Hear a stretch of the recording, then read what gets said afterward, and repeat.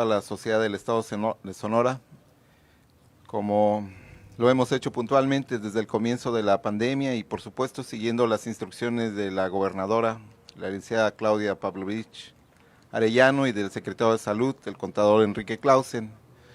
Estamos aquí para informarles cabalmente cuál es la situación que guarda la enfermedad COVID-19, tanto en el mundo como en México y por supuesto en nuestro estado. Respecto a la situación en México, el día de ayer se confirmaron 511 casos nuevos de COVID-19 en la República Mexicana, con lo que se acumulan 8,772 casos de la enfermedad, que se distribuyen en todos los estados de la República Mexicana. De esos 8,772 casos, el 63% son casos moderados que se mantienen con cuidados en casa, pero 37% son pacientes que ameritaron hospitalización. De esos, 409, que es el 13%, ingresaron a cuidados intensivos, es decir, estaban en condiciones graves, y 399, que es el 12%, requirió ventilación mecánica invasiva. La edad promedio de los casos en México es de 46 años y 58% de esos ha sucedido en varones, mientras 42% en las mujeres. También el día de ayer se confirmaron 26 defunciones, acumulando 712 en el país para una letalidad de 8.1, que es superior a la que se observa en el promedio mundial. Todos los estados del país registran muertes y los principales, los que tienen mayor carga de mortalidad, son en este orden los siguientes: Ciudad de México, Estado de México, Baja California, Puebla y Sinaloa. Un dato importante respecto a la mortalidad, porque nos habla del riesgo que tenemos como grupos poblacionales, es la edad. De las 712 defunciones, 4 de ellas ocurrieron en personas menores de 25 años, en donde la letalidad es menor a 1%. Sin embargo, en personas entre 25 y 59 años de edad, ocurrieron 372 muertes y la letalidad es de 6%. Pero el grupo que tiene más riesgo, por supuesto, son las personas de la tercera edad. En sujetos que tienen más de 60 años ocurrieron 336 defunciones y la letalidad en este grupo es de 19%. Como es de conocimiento, no solamente la edad es un factor de riesgo, sino las enfermedades crónicas. 43% de los sujetos que han fallecido en el país tienen hipertensión arterial, 38% diabetes y 31% obesidad. La mayoría de ellos presentan 2 o más comorbilidades. También, como es de conocimiento de la comunidad, la Federación ha anunciado que ha comenzado formalmente la fase 3 de la epidemia en el país, lo que significa que la transmisión comunitaria es sostenida y habrá brotes de magnitud considerable con nuevas infecciones en diversas partes del país. A la fecha, la Organización Mundial de la Salud a nivel mundial ha confirmado la presencia de 2,314,621 casos de COVID-19. El país que más aporta casos en el mundo es Estados Unidos, que tiene 723,605, es decir, 1 de cada 3 casos en el mundo se encuentra en este país. 195,944 sujetos pertenecen a España, 8% están en Italia, que son 178,000 casos, 141,000 en Alemania y 120,000 en Reino Unido. En América, por supuesto, Estados Unidos es el primer lugar y, como ayer les comenté, Brasil se ha posicionado en la segunda posición, seguido por Canadá, con más de 30,000 casos cada uno de estos países. En Latinoamérica, los países que más volumen de casos tienen son Brasil, que tiene 36,599, Perú, que tiene 14,420, Chile, que tiene 10,888, Ecuador 9.468 y ahora México 8.772. Por lo que respecta a la mortalidad, a nivel mundial han fallecido 157.847 sujetos para una letalidad global de 6.8. En Estados Unidos murieron 34.203 personas y la letalidad es de 5%. En Italia, 23.660 y la letalidad es de 13.2. España registró 20.453 defunciones, la letalidad es de 10.4. En el caso de Sonora, con mucha pena y por supuesto mandando nuestras condolencias y deseando la más pronta de las recuperaciones como sea posible, les queremos informar que el día de ayer ocurrió una nueva defunción por COVID-19 en Sonora. Ayer se confirmaron 5 casos nuevos de la enfermedad, acumulándose 157 casos tras 1 mes y 4 días del comienzo de la pandemia en el estado. La muerte por COVID-19 sucedió en una mujer de 45 años de edad, derechohabiente de Listezón, que residía en el municipio de Nogales. Tenía, como en las otras defunciones, el antecedente de diabetes mellitus, hipertensión, artritis y obesidad. Esta mujer comenzó síntomas el 13 de abril y tras una evolución insidiosa y sin respuesta al manejo médico, falleció el día de ayer con la confirmación de la enfermedad por parte del Laboratorio Estatal de Salud Pública. Con esta lamentable defunción hemos acumulado 17 en el estado de Sonora y tenemos una letalidad de 11%, que es superior a la media del país, que como comenté, se encuentra en 8.1%. No obstante esto, el estado se ubica en la 10ª posición nacional en este rubro, pues hay otros 9 estados que tienen mayor letalidad que Sonora. 13 de los fallecimientos sucedieron en mujeres, en donde la letalidad es de 16.3% y 4 de las muertes sucedieron en hombres, en cuyo grupo la letalidad es de 5%. Las defunciones corresponden a los municipios de San Luis Río Colorado, que tiene 4, Magdalena 3, Sáric, Guatabampo, Hermosillo y Nogales tienen 2 cada una, así como Caborca y Cajeme, que tienen al momento una defunción confirmada. Como he comentado, la edad es un factor que pronostica complicaciones y se asocia a resultados fatales. 10 de las muertes en Sonora ocurrieron en personas mayores de 60 años y la letalidad en este grupo es de 33%, es decir, 1 de cada 3 sujetos que se ha enfermado y tiene más de 60 años ha tenido un resultado fatal. Mientras en menores de 60 años han fallecido 7 personas, para una letalidad de 5.5%. Todos los sujetos que penosamente fallecieron en Sonora por COVID-19 padecían al menos una enfermedad crónica, como diabetes, hipertensión arterial, obesidad, insuficiencia renal crónica o asma. Y es importante remarcarlo e insistir, esto hace una diferencia negativa en el riesgo de complicaciones fatales.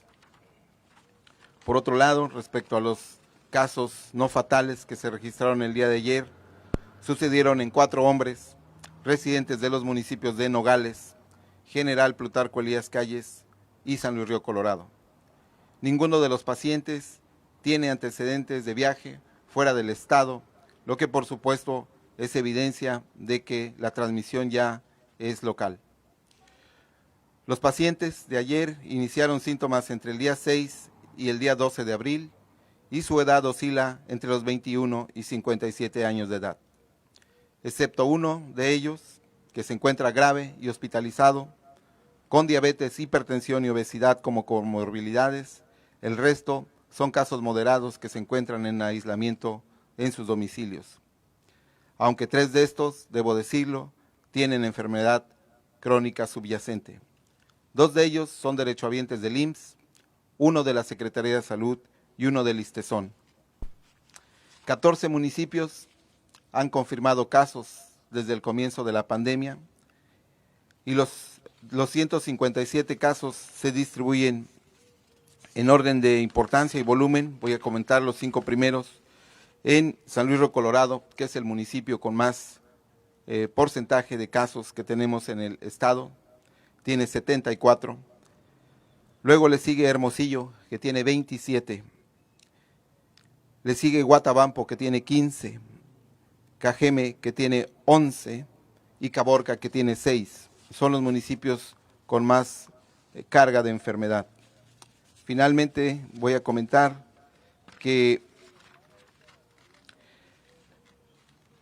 55% de los pacientes que se han enfermado en Sonora por COVID tienen comorbilidades. 30% de ellos tienen 2 o más comorbilidades. Además, hemos estudiado ya 807 casos sospechosos, 650 fueron descartados por laboratorio y 157 fueron confirmados. Quisiera hacer un paréntesis para decir que el volumen de casos implica una carga de trabajo extraordinaria y no solamente es tomar la muestra en el laboratorio, sino estudiar en sus domicilios, en sus unidades médicas, tomar muestras, ingresarlos a plataforma, es decir, una cantidad de trabajo enorme. Se han estudiado 807 casos, insisto, de ellos 650 están descartados por laboratorio.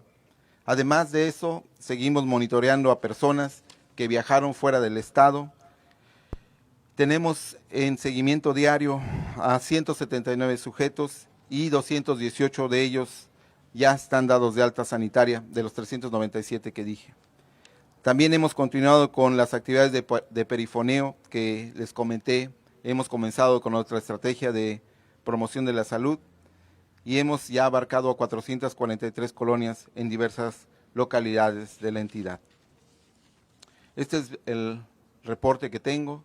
Estoy abierto a las preguntas y trataré de responderlas de la mejor manera posible. Buenos días. Lorena Martínez, de Periódico Expreso.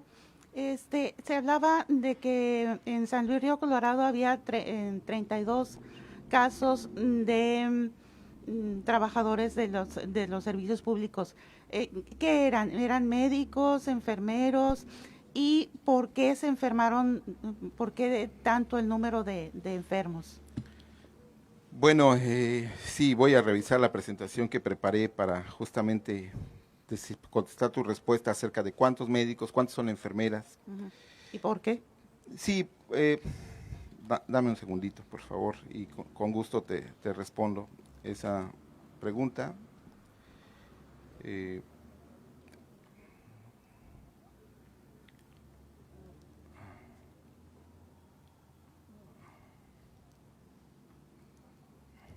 Pero voy en ese momento, para ser preciso, estoy revisando esto. ¿Por qué? ¿Por qué se infectan? Miren, hay varios factores y esto no es exclusivo de San Luis Río Colorado. De hecho, el primer reporte que se hizo acerca de personal de salud infectado en el mundo ocurrió en China, en Wuhan. De los primeros 48 trabajadores de salud que se infectaron, entre médicos, enfermeras, radiólogos, en fin, todo el equipo, 47 de ellos fueron infectados por un solo paciente. Fíjense, un paciente fue el que dispersó al hospital, uno de los hospitales de Wuhan. ¿Por qué razón? Hay dos explicaciones. Una, que no hay conocimiento o no hay apego a los protocolos de seguridad, ¿no?, por parte del personal de salud. Esa falta de apego a los protocolos tiene varios componentes. Uno es que los insumos no estén adecuados, no estén disponibles, o como yo he insistido con ustedes en muchas ocasiones, que no sepamos aplicarnos el equipo. O sea que, como suele pasar con el uso de mascarillas que traemos, o sea, no es adecuado si no me las sé poner y no me las sé quitar. Y lo que provoco es que yo puedo ver ahorita, aquí a esta distancia, y yo les puedo señalar cuántos tienen errores en la forma en que está colocado la mascarilla. Bueno, eso mismo va a pasar, eso pasa en los hospitales también. O sea, nada más que el riesgo ahí, por supuesto, se entiende que es mayor, puesto que están con pacientes que están infectados. Eso por un lado. Una adherencia limitada a los protocolos de seguridad. Eso es un factor. El otro es que, como hemos pedido, si un paciente va a acudir con síntomas respiratorios a una unidad de salud, nos ayudaría mucho que hablara por teléfono a esa unidad de salud y dijera, yo tengo calentura, tengo tos y tengo dolor de cabeza. ¿Para qué? Para que el personal de salud de urgencias de la consulta externa, ¿qué hiciera? Tomara una conducta preventiva de una forma más racional. De hecho, se ha pedido a las personas que tengan síntomas respiratorios y requieran ir a un hospital que inmediatamente se pongan un cubrebocas. Dice, y si vas en un taxi, bajes los vidrios del vehículo con tu cubrebocas y previamente hayas avisado. De esta manera, la conducta preventiva se organiza de forma más adecuada. Entonces, cuando el paciente no puede avisar, evidentemente entonces se incrementa la probabilidad de que el manejo del personal de salud no sea el adecuado. Ahora, otra cosa bien importante, a veces, especialmente los pacientes que van por otro tema, diabetes, que es el más común.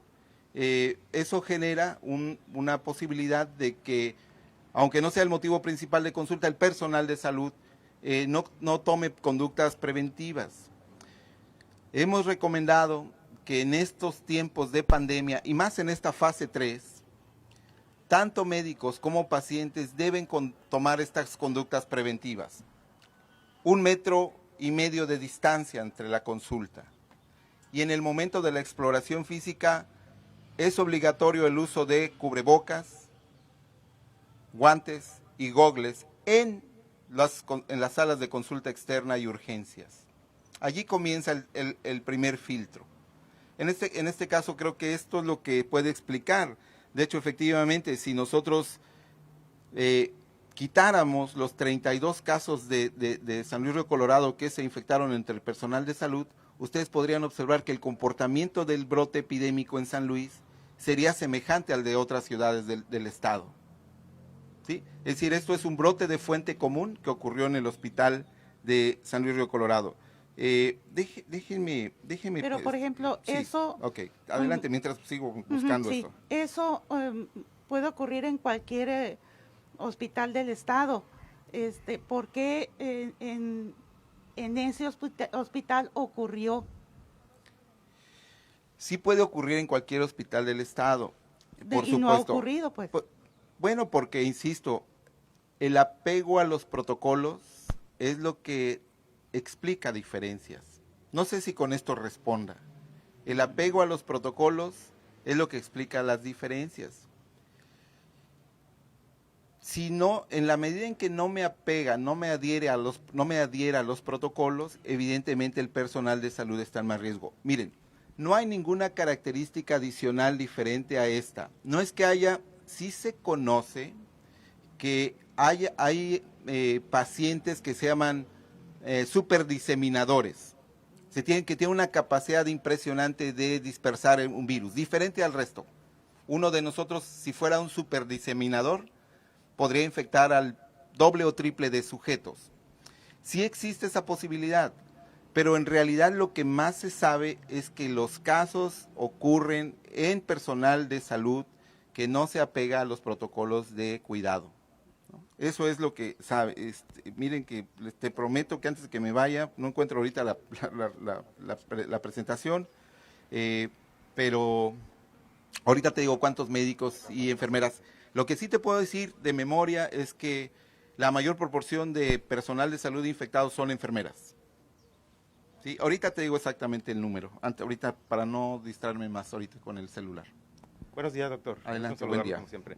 En materia ya como se comentaba y ahorita ya lo confirmó usted, que en México ya se pasa a la fase 3. En el caso de Sonora, ¿cómo va a ser ese procedimiento? ¿Cómo se va a pasar?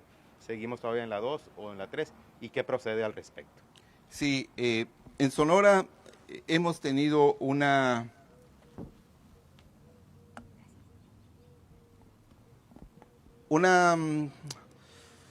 diferencia en el comportamiento de la epidemia. Y yo sí voy a señalarlo y me hago responsable de mis palabras. El comportamiento es inferior al que ha tenido el país. Y hay una razón, y es primero, si recuerdan, la gobernadora, antes que cualquier estado del país, hizo la declaratoria de emergencia. Y desde el 17 de marzo se iniciaron la suspensión de clases. Se empezó a restringir la movilidad poblacional. Esto ha tenido un efecto positivo en la velocidad de transmisión del virus, de tal manera que la epidemia no ha sido tan acelerada como se esperaría. Técnicamente, solamente el municipio de San Luis Río Colorado está en fase 3, técnicamente. Yo quisiera que fueran muy precisos cuando escribieran, por favor. Solamente técnicamente está la fase 3. No implica que el resto del estado no va a entrar. Lo hemos dicho, las estrategias de contención comunitaria lo que pretende es el aplanamiento de la curva para que justamente los servicios de salud no se saturen y se pueda brindar atención a los pacientes. ¿Qué implica la fase 3? La fase 3 implica una acelerada transmisión comunitaria, un mayor volumen de enfermos que solicitan atención médica y de ellos un mayor porcentaje de pacientes hospitalizados que tienen síntomas graves, ¿no? Lo que he insistido y que se ha observado en el país es que es diferente y que es preocupante, es que la proporción de sujetos que se hospitalizan en México es casi 2 veces mayor a la que ocurre en otros países. ¿Cuál sería una explicación a esto? Nuestras enfermedades crónicas subyacentes. Definitivamente eso explica en buena medida por qué un paciente que tiene COVID-19 y padece estas enfermedades, alguna de estas enfermedades, está en mayor riesgo. Esos son desde el punto de vista epidemiológico las implicaciones de la fase 3. La verdad es que es difícil para un epidemiólogo, aunque se hagan modelos, y ha sido una presión muy grande para el sistema en general, porque se pide con rigor que se diga cuándo comienza una fase. En realidad entenderán que un modelo pretende proyectar un comportamiento, pero no es 100% seguro. Y entonces se ha cuestionado por qué a veces se dice una fecha y luego otra, y yo les he comentado a todos ustedes. El establecimiento de una fecha no implica el cumplimiento cabal, porque ese cumplimiento cabal depende también de la dinámica de la epidemia. ¿Y de qué depende la dinámica de la epidemia? De qué tanto hagamos caso a las medidas de contingencia que se han implementado. Entonces, nosotros en el estado de Sonora estimamos, y voy a ser muy cuidadoso y responsable de esto, estimamos que el pico de la epidemia estaría ocurriendo entre el 10 y 15 de mayo. Pero esa es una estimación basada en los modelos. No necesariamente implica que así deba ser, porque creo que depende mucho de qué tanto podamos cumplir esta restricción de la movilidad poblacional, ¿no? La fase 3 implica que tendremos más casos, más hospitalizados, más defunciones en todo el país.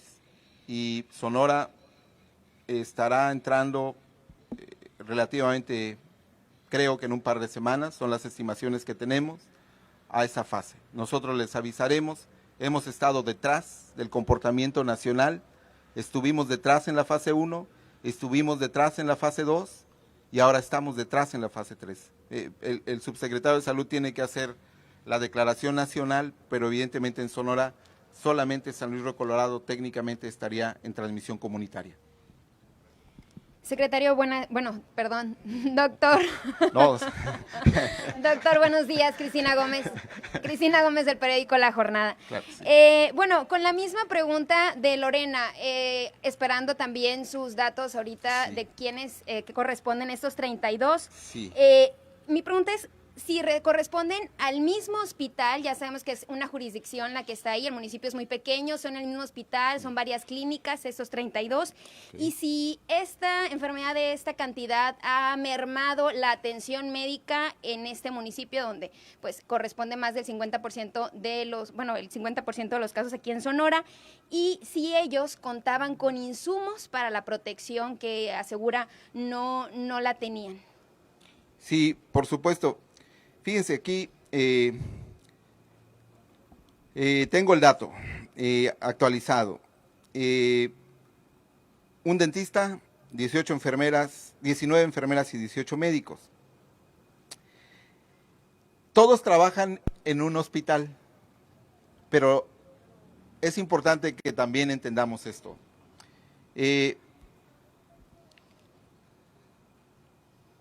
Trabajan en más de un hospital. ¿Sí me explico? O sea, un médico o una enfermera tiene 2 o 3 turnos. Claro. Eso hace también, y hemos ya implementado una estrategia para justamente, vean lo complejo, si una unidad de salud tiene insumos, porque me pregunta si tiene insumos, y por supuesto que el Hospital de San Luis Río Colorado, el Hospital General, que es el nombre del hospital que tenía este problema y que ya se ha hecho la intervención de contención, tenía y contaba con insumos, cuenta con insumos para hacerlo. Pero la dinámica es grande, incluso entre el personal de salud, porque algunos de los trabajadores de ese hospital trabajan en 2 o 3 instituciones también. Y entonces tiene que ser muy homogéneo los protocolos, los insumos, no solamente en un hospital. Algunos de esos trabajadores, por ejemplo, se infectaron atendiendo pacientes en clínicas privadas de la localidad. ¿Me explico? Claro. Entonces, es complejo decir y señalar y no sería ni siquiera ético pensar que un solo hospital es el responsable de esta situación, porque allí la movilidad, y se han establecido ya protocolos, hay instituciones que incluso han por oficio firmado que un personal de salud no puede ingresar a su unidad si no hace primero un protocolo de cuidados. Entonces, esa es la situación de porque ahora la segunda parte de la pregunta. Fíjense que justo la gobernadora y ustedes creo que han sido testigos. El secretario de Salud estuvo ayer junto con un equipo de la Secretaría de Salud, pero también desde el sábado, viernes, estuvo ya equipos de epidemiología, equipos médicos, el subsecretario de Salud, Jaime Ibarra, estuvieron ya en San Luis para reforzar la atención. No ha mermado la atención médica. Se contrató un nuevo equipo de médicos, está ya atendiendo el hospital. Se ha tratado de solucionar lo que por supuesto es una realidad y digo, no vamos a ocultar nada. Justo el problema de COVID-19 es que una de las características que debilita el sistema de salud, una vez que el personal médico se empieza a incapacitar, porque se tiene que aislar. En ese momento se debilita considerablemente los equipos de salud. ¿Qué se ha pensado y qué es lo que se está tratando de hacer para ganar tiempo? Es que haya equipos de respuesta de forma alterna, que un equipo de respuesta atienda una semana y sea sustituido por el siguiente equipo de respuesta y así sucesivamente hasta 3 o 4 dependiendo de la capacidad que haya en cada hospital. Porque evidentemente si el equipo de respuesta A se incapacita o se debe aislar, debe inmediatamente entrar el equipo B. Eso es lo que se está tratando. Evidentemente no es nada nuevo. Todos estamos aprendiendo, todos. No existe un experto en COVID, No existen covidólogos que sepan en México qué y cómo abordar. Se han usado los modelos de otras enfermedades, pero la verdad es que estamos en procesos de aprendizaje y de una enseñanza acelerada, tratando de que el personal de salud esté capacitado para protegerse y para proteger a la comunidad. Esos serían factores que explican la situación en San Luis Río Colorado. Contando los que nos dijo son 31. El número 32 sería Daniel Martínez, el enfermero que falleció. No, está contado dentro de este grupo de sujetos. Probablemente. Entonces son 31. Sí, es lo que tenemos. ¿Nada más en San Luis Río Colorado hay personal médico? No, también tenemos en otras ciudades. ¿En cuáles? En Nogales, en Cajeme, en Nogales, en Cajeme y en Guatabampo. Entonces en Nogales el segundo caso sería, o el tercer caso sería el deceso de 45 años de hoy, la mujer. Sí, pero no es trabajador de salud. Ajá. Sí. Entonces sería un trabajador en un Nogales, trabajador de salud. ¿Y en cuál otro? En Cajeme y otro en Guatabampo. Uno Sí. en cada uno. Sí, Nogales, Cajeme y Guatabampo. Nogales, Cajeme y Guatabampo. Así es. Gracias. Sí. Creo que voy a traer una estadística perdón, no lo encuentro, pero de los trabajadores de salud, ¿no? Que sí, al momento es correcto, solamente un trabajador de salud, un enfermero que ya fue informado. Sí. Buenos días a Abdel Romero, Sí. doctor. ¿Qué tal? Buen Para día. informar o preguntarle, el día de ayer se confirmó la muerte de un empleado de un trabajador de una maquiladora en Guaymas. Esta empresa pues decidió no cerrar, aún y cuando no es una empresa dedicada pues a una empresa esencial.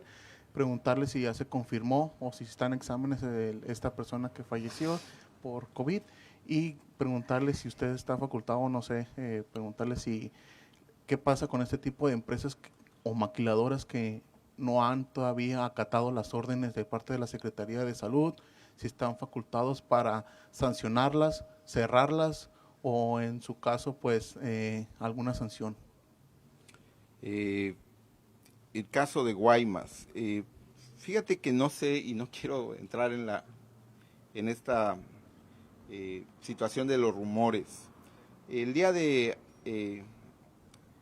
ayer, ya muy tarde y hoy en la mañana, he seguido recibiendo mensajes de una defunción en un masculino de 31 años o algo así de edad, que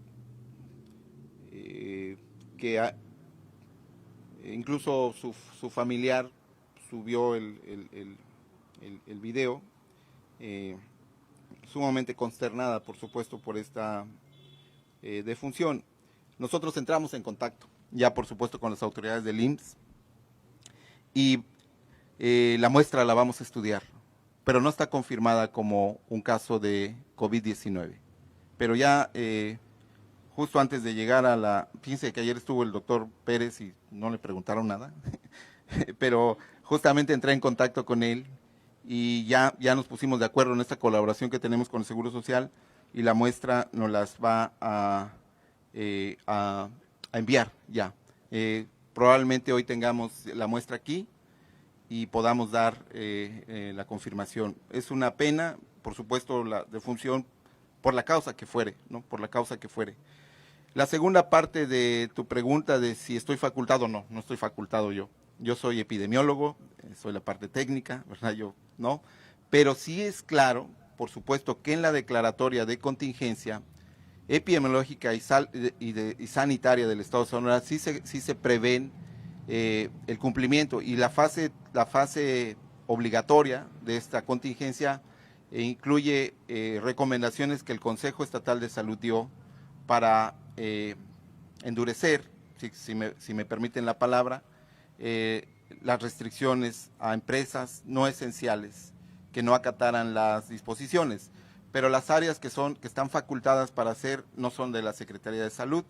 La regulación sanitaria tiene ciertos, digamos, límites, pero no está facultada. Lo que sí te puedo decir es que la Secretaría del Trabajo ha sido un baluarte apoyándonos y vamos a ver este tema particular de, no sé el nombre de la maquiladora, pero me dices y lo checamos con Secretaría del Trabajo, pero ellos serían quienes nos ayudarían para las sanciones a que hubiera lugar, ¿no? Buenos días, secretaria Mónica, doctor. Mónica Miranda de Uniradio. Muchas gracias. Van 2 veces. Ya lo hicimos, secretaria. Sí. Preguntarle pues acerca del panorama que se espera después de Semana Santa, las 2 semanas pues que se tienen que esperar, ¿no?, para la incubación del virus. Se está esperando un brote severo, importante, y las medidas pues que se van a tomar ante esta situación y pues las zonas en las que se pronostica que pues haya mayor situación de este tipo. Sí, por supuesto. Ayer mismo comentaba con ustedes que la movilidad que tuvimos y a veces las cuestiones ceremoniales que hicieron que nos moviéramos más de lo esperado y de forma poco conveniente tendrían un impacto, lo cual está estimado dentro de nuestra curva epidémica. Pensaría yo de forma racional que los municipios en donde tendríamos un acelerado incremento de casos sería, por supuesto, Hermosillo, en Guaymas, en Empalme, en Cajeme y en Navojoa. Particularmente también el cruce de las fronteras Nogales, es un municipio que también ha incrementado su volumen de sospechosos y los últimos casos probables nos señalan que también ya existe actividad en la ciudad de Nogales. Esas serían las localidades donde pensaríamos que hay mayor probabilidad de brotes epidémicos. Ya no es demasiado tarde, eso es el ascenso lo esperaríamos en una semana a lo sumo. ¿Qué hacer? Lo que tenemos que hacer es lo que hemos hecho. Yo sé que es, insisto, cansado, que parece que no tenemos otras estrategias, pero es importante. Ayer la Organización Mundial de la Salud hizo una declaración bastante dura, pero bastante apegada a hechos. Los días más duros de la epidemia están por venir, ¿no? Dijo, los días más mortíferos están por venir. Entonces, este mensaje no es para angustiar, no es para poner zozobra en las personas, porque finalmente creo que somos seres racionales y somos seres conscientes, apuesto a eso. Es para alertar, ¿no? Es para decirnos, cuídate, porque la parte más alta de la curva epidémica en el mundo está por llegar. Y ha preocupado mucho, como a nosotros, que llegue a las poblaciones vulnerables. Y por poblaciones vulnerables nos referimos a las poblaciones que menos recursos y capacidades tienen para aislarse, para tener alimento, para cuidarse su salud. Esa es la preocupación más importante. ¿Qué hacemos? Te comento que tenemos identificados en cada municipio las principales ciudades y de los municipios, de los 10 municipios en los que esperamos más carga. Tenemos identificados las áreas donde probablemente tendremos mayores complicaciones por el volumen de casos. ¿Y en qué está basado esto? En la población, el número de habitantes que tienen más de 60 años. Y el otro mapa, los otros mapas que tenemos, es donde tendríamos brotes explosivos. ¿Y en qué está basado este supuesto? En que hay más hacinamiento. Hay colonias más cerca una de otros, casas más pequeñas, y entonces las tenemos identificadas para las 10 ciudades, y aparte el poblado Miguel Alemán también como un área que consideramos crítica, con más probabilidades de brotes explosivos. En las ciudades grandes, las colonias más viejas, quiero decir las de más años, las que se formaron primero, no voy a decir el nombre de las colonias en Hermosillo porque ustedes las conocen, pero esas primeras colonias tienen proporcionalmente mayor volumen de personas de la tercera edad. ¿Qué significa esto? Que si se enferman, esas personas tienen más probabilidad de tener cuadros severos, ¿sí? Y complicaciones. Esos son los dos supuestos basados en los cuales construimos mapas de riesgo. Y tenemos identificadas las colonias en donde sucedería estos problemas. Una vez que hemos identificado eso, pues entonces, ¿qué hacemos? Que el centro COVID, por ejemplo, que está, y hago una invitación en el caso particular de Hermosillo, el centro COVID es un centro de atención primaria, está en el Centro de Salud Dr. Domingo Olivares, no sé si ya lo visitaron.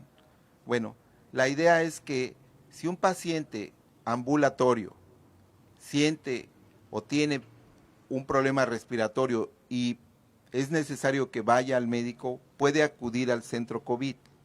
En el centro COVID está el protocolo establecido para que se le estudie cabalmente. Entonces, esos centros COVID, la idea es que ayuden a que la comunidad tenga diagnóstico.